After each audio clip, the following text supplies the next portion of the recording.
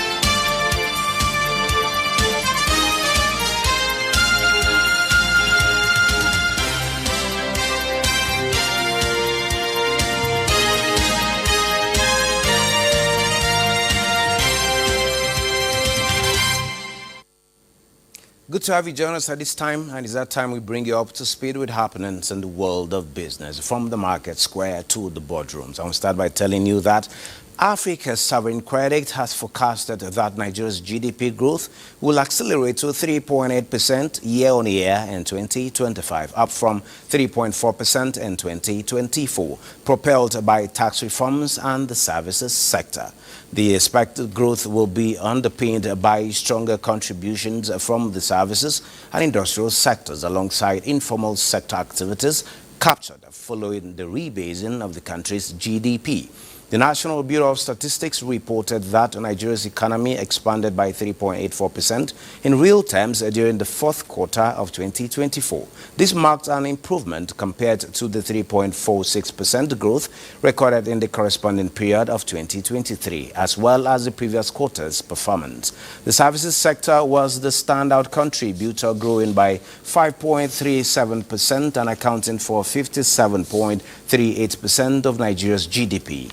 Africa's Sovereign Credit also projects a significant improvement in the country's current account surplus, which is expected to reach 5% of GDP in 2025, compared to an estimated 1% in 2024.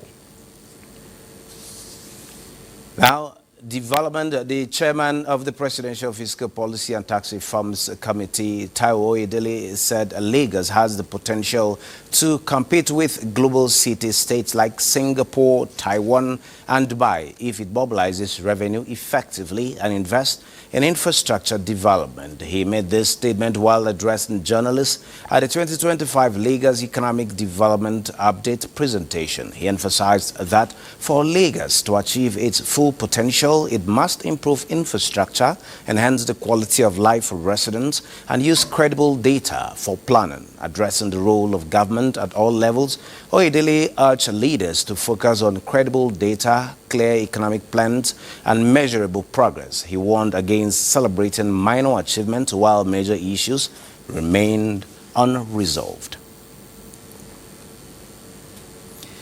Now, the National Treasury on a Wednesday proposed a smaller hike in some of the fiscal policies in the country at this time, talking about the value-added tax in a revised budget aimed at ending deadlock within the coalition government. But it was not clear if it would get the support in Parliament to pass Last month, the Treasury in South Africa had proposed a 2 percentage point hike in the VAT in its initial budget, but the African National Congress, the biggest coalition partner, refused to back the move, forcing the budget to be postponed. And on Wednesday, the Treasury instead proposed raising the VAT by 0.5 percentage points from its current level of 15% on May 1st, followed by another 0.5 percentage point increase in 2025.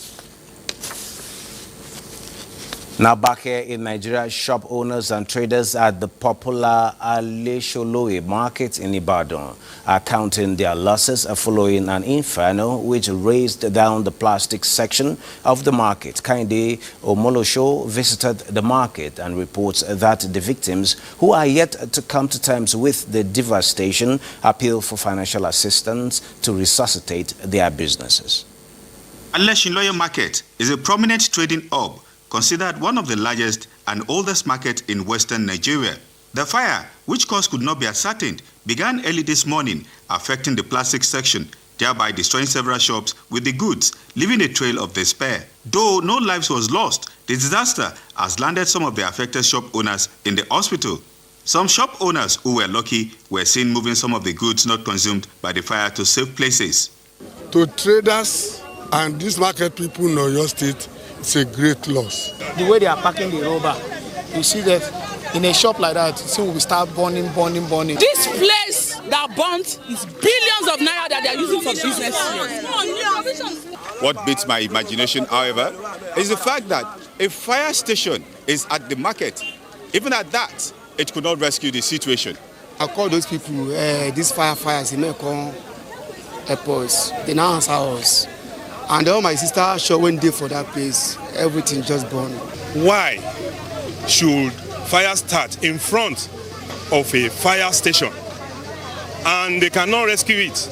Nothing was done until they are now telling us that they brought water from as far as Iseyin to Ibadan. It's our staffs that are at our post, we call fire service post, that actually alerted us that there is an incident, that call us, and within 10 or 15 minutes, we are already there. Chairman Oyo State Fire Service appeal is for the public to take control of their emotions during disasters, as most of the trucks belonging to the agency have been vandalized by people who attack their personnel while on duty to extinguish fire outbreaks. Kainde Omolosho, NTA News. Well, losses there, it's most unfortunate, but we hope they get back to their business as usual. Now moving on, the federal government of Nigeria through the Federal Ministry of Housing and Urban Development is addressing housing crisis with initiatives like the National Housing Program and the Renewed Hope Housing Project, focusing on delivering affordable housing across the country. Meanwhile, federal government has unveiled initiatives aimed at addressing the escalating issues of building collapses in the country. The measures include enhanced compliance protocols, expanded regulatory activities, and the establishment of new technical departments within the Council of the Regulation of Engineering in Nigeria, talking about COREN, and to ensure the quality and safety of construction projects across the nation. To discuss this and more, we have Dr. Honore Kainde. Honore is an estate surveyor and valuer, Registration Board of Nigeria. You're welcome to Business Express. Thank you. It's been a while we had you on the program. Good to see you again. It's a pleasure. Now let's start this way. Do you own a house? I mean your own house in Abuja. I'm sure you do. Then what will it take a middle income earner in Abuja to own a house? What does it take? Thank you very much for bringing me back to the program once again. Yeah. By the grace of God, I own a house in Abuja. And for a low-income earner to own a house, there are certain perimeters that need to be put in place, which the government of the day has been implementing. One of it is a public-private partnership. Public-private partnership came up at the National Housing Policy of 1991, and it has been built upon, whereby we have private developer coming up with lands, and they will give the opportunity for civil servants low-income earner to venture into such policy, thereby ensuring that they were paying instrumentally, either through their salary scheme, for them to own a house. And this has helped a lot. It has made a lot of civil servants that are of low-income earner through public-private partnership to own a house. Okay, sorry to hold your thoughts. How effective is this PPP arrangement? Yes, we know houses are springing up every day in Abuja and even across the country through the Federal Ministry of Housing, through private developers, through mortgage and all of that. But it all seems like a drop of water in an ocean. What do you think needs to be done to get it much more expanded for more people to benefit so that this housing deficit gap, the gap that we have, will be closed?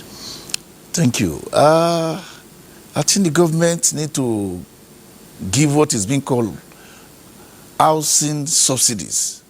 They have to subsidize the amount at which a low-income earner can be paying to get an affordable housing. And I think looking at the renewed hope of Mr. President Bola Ahmed Tinubu, GCFR, he has been doing a lot in improving the low-income earner just for them to access affordable housing using the platform of Federal Mortgage Bank of Nigeria, the Ministry of Housing. They have been doing a lot. The Renew Hope agenda, they have been going from one state to the other, establishing a land-breaking laying of foundation of housing via this PPP arrangement in collaboration with Federal Mortgage Bank of Nigeria and some private individual. And this has helped a lot. A lot of people are having houses, a lot of low-income earners are having houses, and ministry agencies and parastatals, they are encouraging their staffs to go into Federal Mortgage Bank, pick the form there, and you will see that no matter the level of your income, you can access a house through the initiative of Mr. President. Thank you. Okay, I also understand that some of this arrangement is based on owner-occupier, and possibly by the time you pay these contributions over a period of time, you get to own a house. But it seems a long time. For this particular project, it seems it takes a longer period to get to achieve that. Yes, I agree with you. A lot of people are having houses, but a lot more are yet to have their own houses to say, okay, I have a roof, or I have a shelter, or my head covered with some affordable as well as standard shelter. Before you get to own a house, there is the issue of a rentage. It's something else. The prices keep increasing. Landlords keeps hiking the rent year by year. Are there not regulations to this? From your own point of view, what is needed to be done, despite the fact that new houses come up every day, which is to say, following the law of demand and supply, the more they supply, the cost should be effective, the cost should be reduced. But that's not what we're saying today, particularly in Abuja. What is the challenge and what's the way to go? Thank you. The challenges in having an affordable houses, they are numerous. They are numerous. One of those challenges is corruption. When we have another form of such challenges is implementation of policies in terms of building approval plan. We have a lot of building collapse taking place, in which when building are being put in place, when a plan, the design, the plan, the implementation of construction work are put in place, and there is no proper monitoring of such plan for the actualization of the project through corruption. It has affected a lot of building being put in place, and it leads to collapse of building. And by such doing, most of the people that are supposed to own a house, once there is an issue of corruption put in place, and if that is not nipped at the bud, it will affect low-income earner in accessing affordable houses.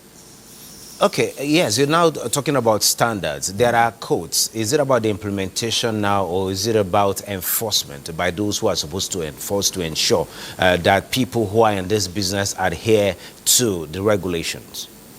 Thank you. The codes are there.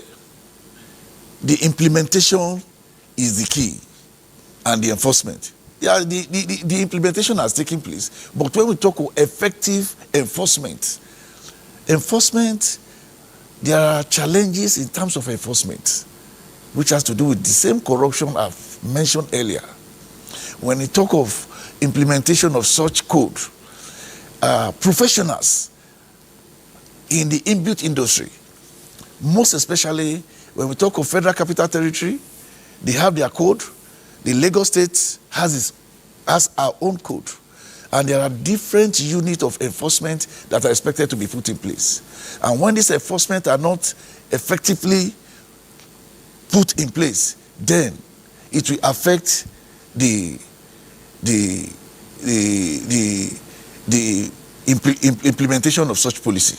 Okay, shortly before I let you go, the question of why is it that houses, to own a house, to more like a one-off purchase, is so expensive, particularly in Abuja. Then at times, in terms of renting an apartment, the rates keeps going up every year. What are the issues? Thank you. Considering the cost of material, considering the increase in cost of material as a result of increment in different form of policies and coming up of different government policies that are just springing up. Okay, aside from the policies you mentioned, a lot of house owners or people who are into property will tell you, yes, cost of production, the cost of the cement, the cost of labor, the cost of material, the steel, iron, all of those components that are needed. How about locally sourced materials? We had our mud buildings before now standing the test of time. Some have existed for more than 100 years. From where I've lived the most of my life, talking about Zaria in Kaduna State, the Zaria city as it is, most of the houses, the traditional houses, are still with mud, and they are standing the test of time, all weather, all year. Can there be a technology to mix these locally sourced materials with the cement to get affordable housing? Yes. The mud you are talking about, in real building construction, they are obsolete. Okay. They are not in. Is there no technology to blend what we have today and the traditional we have? Yes. And even the architecture itself? There are a lot of technology in building construction that has spring up over time, and this has encouraged building with different types of technology in terms of material that can make construction to stand the test of time. Technology cannot be overemphasized in building construction, and when you are talking of mud houses, it cannot even be had in this 21st century because they are obsolete. They cannot stand the test of time. They cannot stand the environment. They cannot stand the weather. We have what we call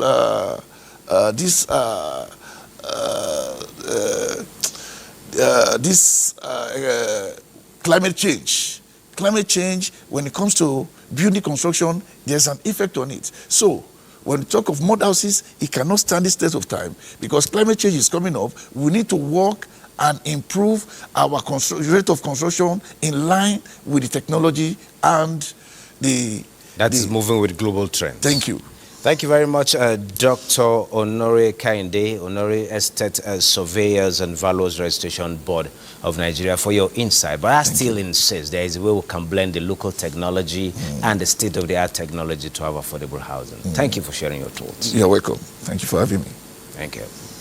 Moving on, gold prices rose on Thursday as uncertainty over tariffs persist, driving a safe haven demand, while a cooler than expected U.S. inflation print also supported bullion by strengthening expectations of rate cuts. Let's now see how other commodities around the world are trading at this time.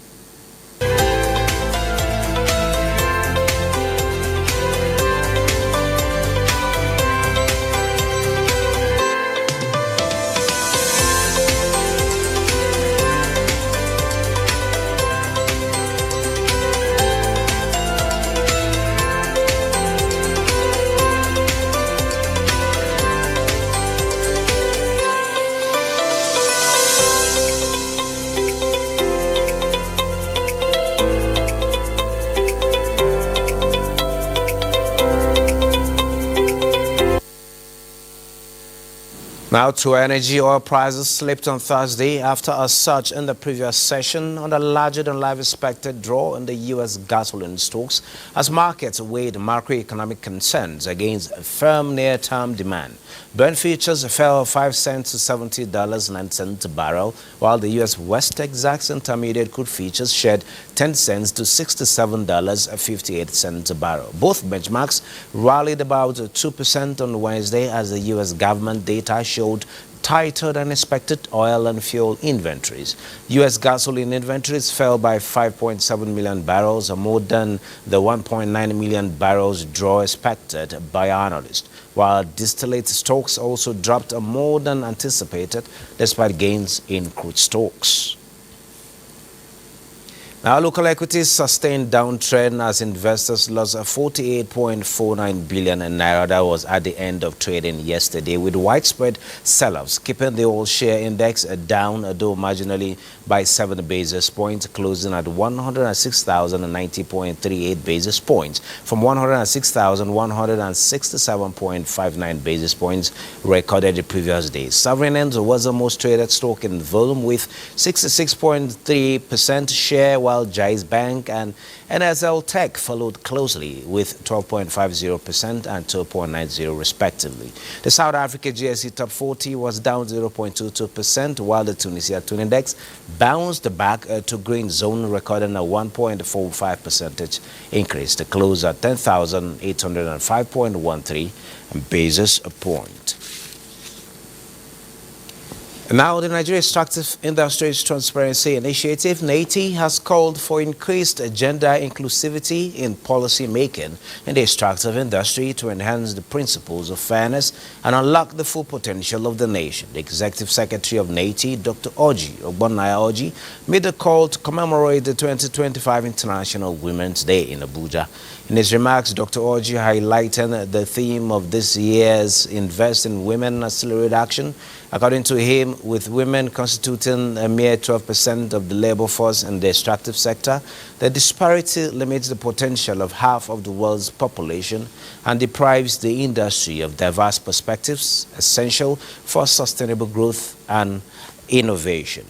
He called on policymakers at all levels of governance to foster a wider space for inclusion, gender equity, and support within the society, particularly in the extractive sector and governance at large, especially at the leadership levels, where there is deep yearning of a gap. Now let's take a look at the global stocks. Stocks sank in Asia on Thursday, reversing initial gains as worries about the economic impact of President Donald Trump's trade policies overtook early optimism from the tepid reading of U.S. inflation. Maria, how is it looking like this morning?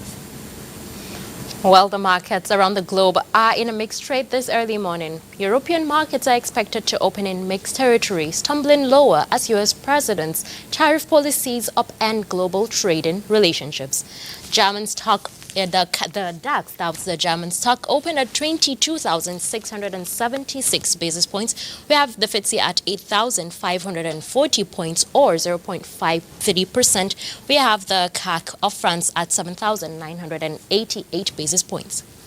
Asia markets trade mixed on Thursday after a soft inflation report in the U.S. helped 2 of the 3 benchmarks on Wall Street reverse course from 2 days of losses. Japan's Nikkei 225 is at 0.08% lower at 36,790 points. We have the Shanghai Composite lower at 0.39%, or 3,358 points. We have the Hang Seng Index of Hong Kong at 0.52%, or 23,480. Moving to U.S. now, we have S&P 500 futures, which ticked higher Wednesday evening after the index posted a winning session in what has been a rocky week. The Dow dipped 0.19%. We have S&P 500 jumping 0.49%. Nasdaq Composite reflects at 1.22%. Big markets that posted figures in Africa are in a bullish trade this early morning. We have South Africa JSE Top 40, which appreciated 0.33%. Namibia Offshore Index was also up 0.06%. Other markets are yet to open. That's the overview of the global market for today. I am Maria Adozakar. It's back to Ben. Thank you, Maria. And this is where we end this edition of Business Express. We value your feedback, so keep the comments, observations, and suggestions coming. Be informed that our previous episodes are available on YouTube on NTA's channel. Business Express returns on Friday at 3 p.m. Do keep a date with us as you keep thinking and doing business.